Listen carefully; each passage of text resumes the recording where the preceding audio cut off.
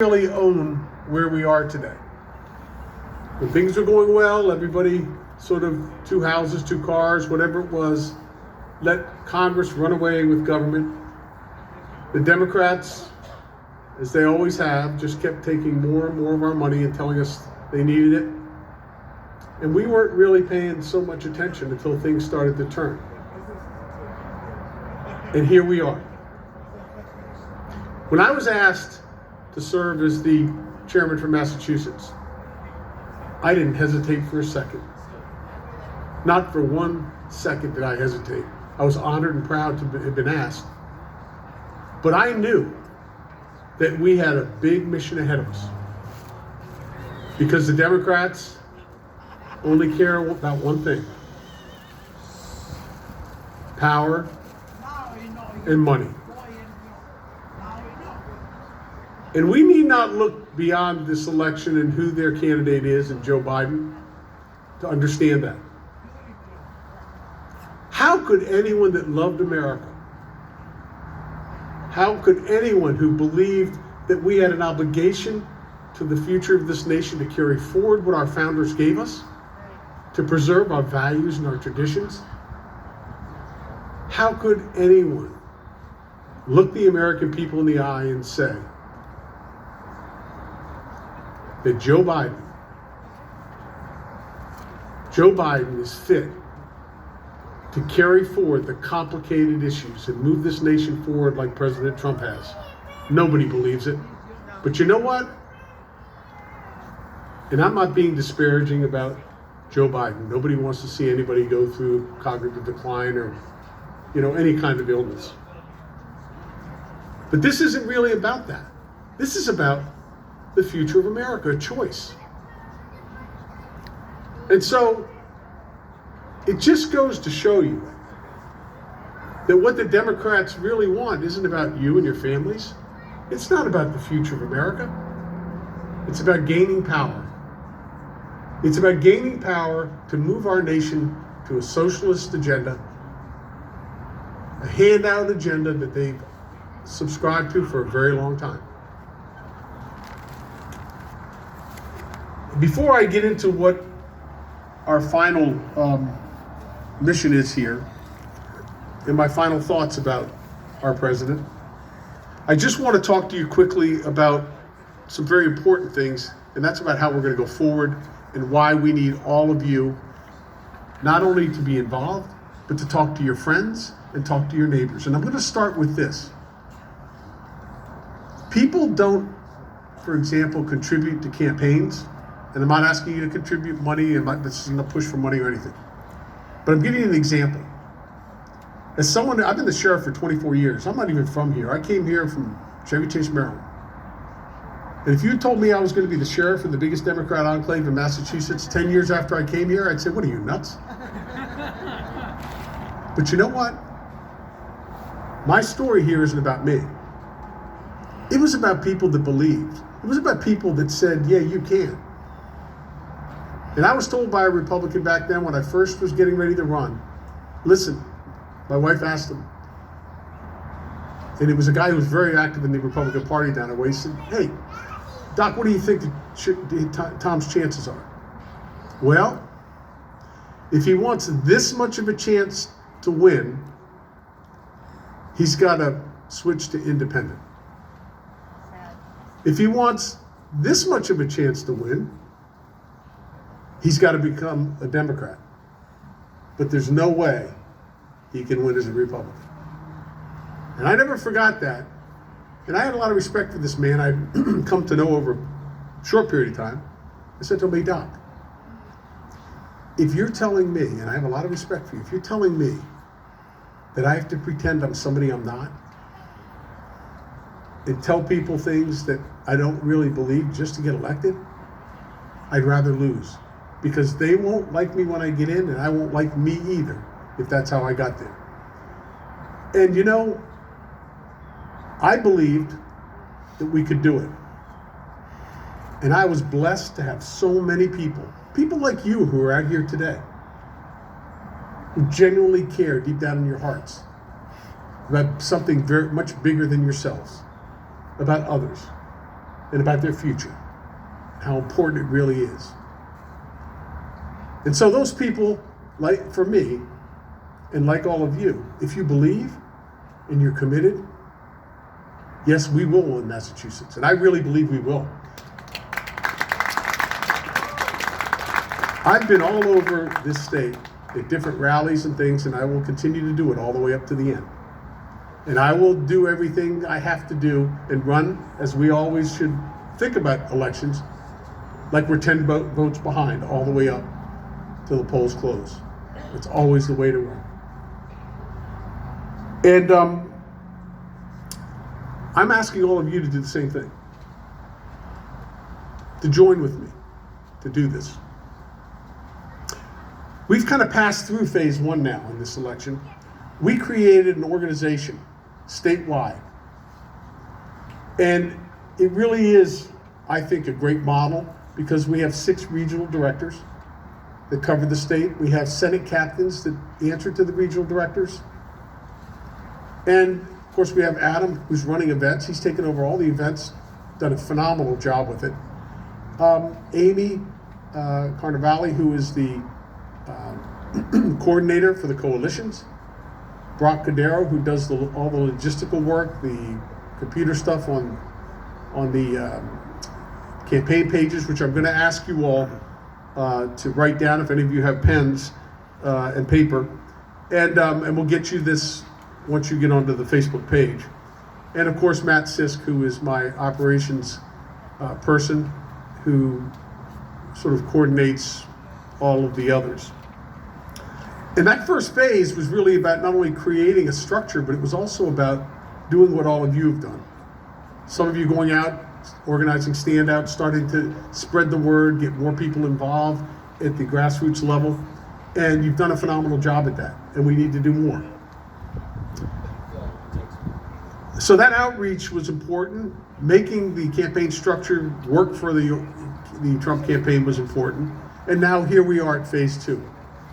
And there are 2 critically important things that we must focus on now, and the National Committee has asked us to do this. First, phone calls. These are really easy. You don't have to go to a headquarters to do it. You can be sitting there having dinner. You could be sitting there just hanging out at your house. Pick up the phone and do 10 calls. 10 calls. Our goal is 2,500 calls a week. And that's an easy multiplier. We can do far more than that if we get more people involved. You simply go to the Trump Talk app on your phone, and it will tell you how to register. Once you register, then they're going to get back to you probably within 24 hours, and it might come in on your spam when they finally contact you back. It'll tell you all this when you go to Trump Talk. And then they will register you as one of the people who can call. And they will give you the calls, the people you need to call, and you just keep making these calls. Now the nice part of it is there are incentives. There's lots of prizes that they give you, all kinds of Trump material and things like that are sort of incentives to do a lot of calls. But this is a critically important thing that we need to do at this point between now and the election. Absolutely critical. The other one is door knocking.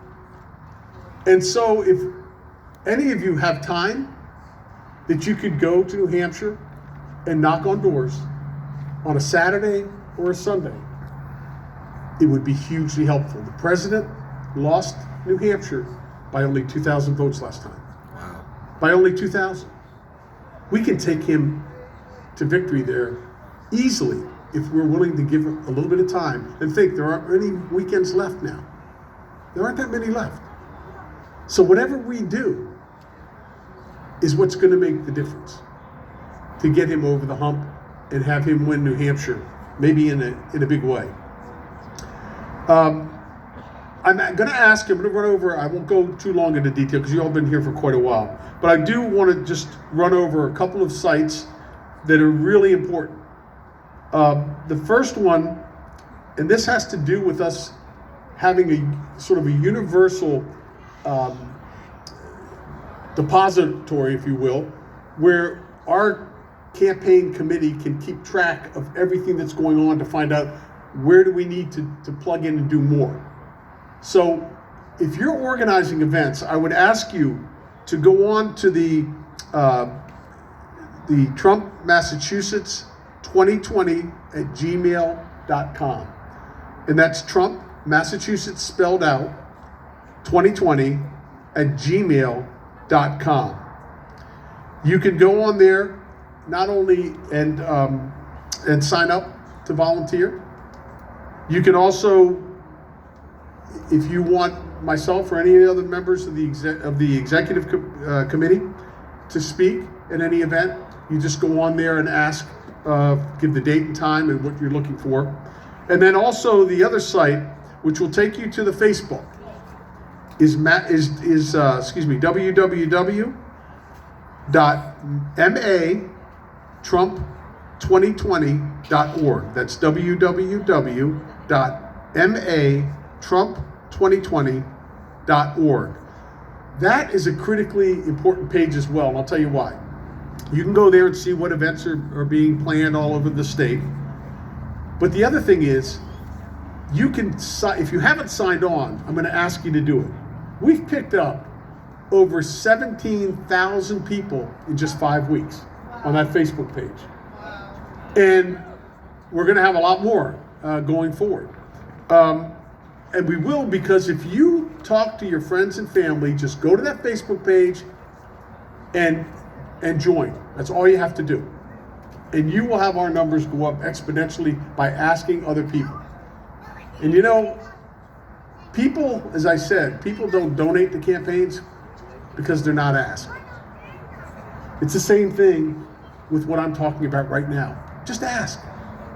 Just ask. Say, will you mind jumping on the Facebook page? Are you supporting Trump? Great. Jump on the Facebook page. Here it is. Join and be part of this growing movement that we have of people all over the state. I want to just give you 2 Twitter accounts. We just started a Twitter account. It's Twitter at Trump2020.org, at Trump2020.org. And then there's another one that is at Sheriff Hodgson, and that's HODGSON. And you can go to those Twitters. You can keep up with what's happening.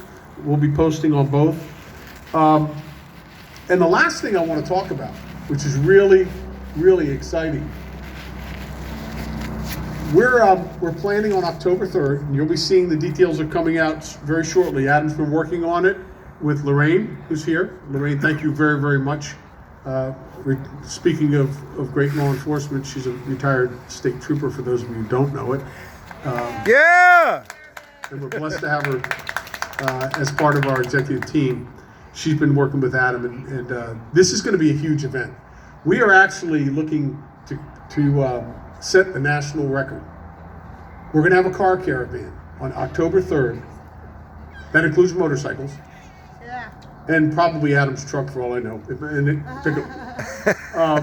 But what we want to do is, we want to start down in Plymouth, which they've already started working on the route.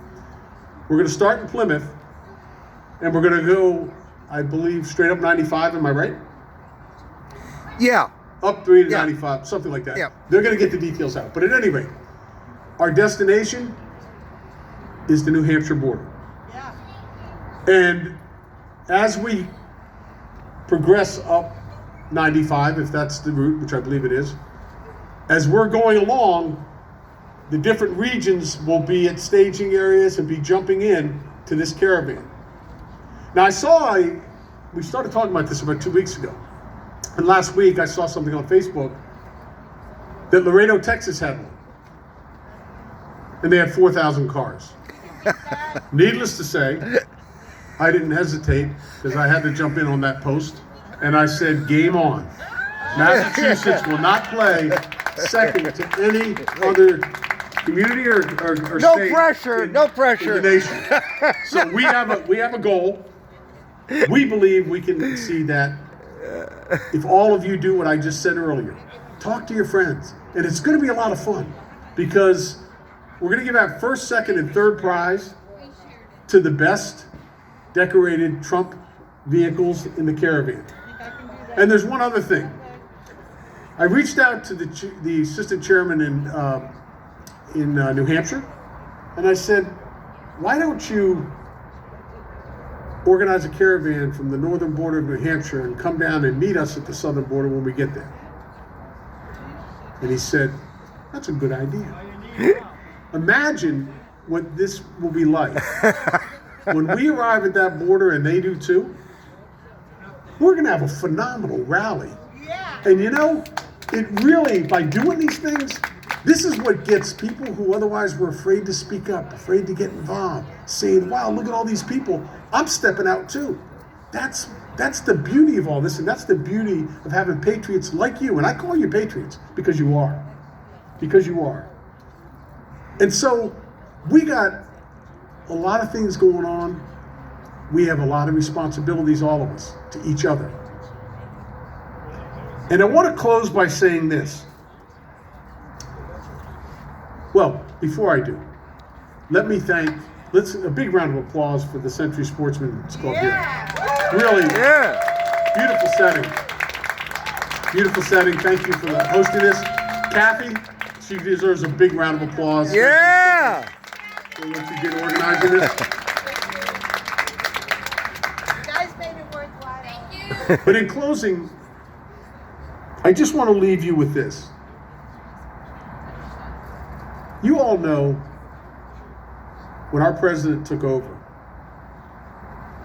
after he was elected, he didn't hesitate for a second to take on the challenges that members of Congress ignored for years and years and years that impacted every one of us and our families and the future generations.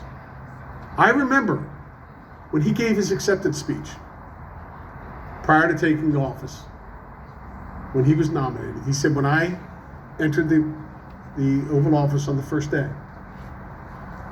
I'm going to reinstate the rule of law. And like so many of his promises that he has kept since the beginning, he kept that one too. But every step of the way, when the president stood up and fought for us on jobs, fought for us on keeping prayer, supporting us on the issues of illegal immigration. When our president would bring people from all these different places around the country, sheriffs, police chiefs, people from the immigrant community, economists, people from public health, he brought people who had their boots on the ground to come in and sit around a table and tell him, what are the real issues here? Here's our problems. This is what our people are telling us. And he listened. He didn't dictate, he asked. And that's the beautiful thing about this president. He wants to know from us so that when he creates those policies, as he has, he knows it's going right back to Main Street America, to all of us and to our families, to help move this nation forward and to give us the quality of life our founders created for us. But every step of the way, every day, this president has hung in there, taken hit after hit, the lies, the assertions, the personal attacks, every single day, and he never wavered. Because you know why? He really does love America. And he really does believe that he can help fix the problems that all of us have wanted to be taken care of for a very long time. And so, in these last 47 days, I want to ask you a question now. What will be said of you and me? What will be said of us by our children and our grandchildren when we knew we were at this critical crossroad in America's history? We knew we had the great leader who would take us to a place where our children and our grandchildren were going to have greater opportunities, more prosperity, safer nation. Will they say of us that we kind of sat back and stood down and took things for granted and didn't really care? Or will they say of us that we followed? We followed in the footsteps of the militia. We followed in the footsteps of those before us who cared enough about America that they put America above self. And if performance-based rewards matter in this nation, I submit to you that there is no one in this nation more deserving of our individual and collective efforts than President Donald J. Trump for everything that he has done Yeah. and will continue to do for all of us. I'm asking you all to go out in these last 47 days. Think about that and about what it means to the future. God bless you all. Thank you for being here. On to victory in Massachusetts and across the nation. Thank you.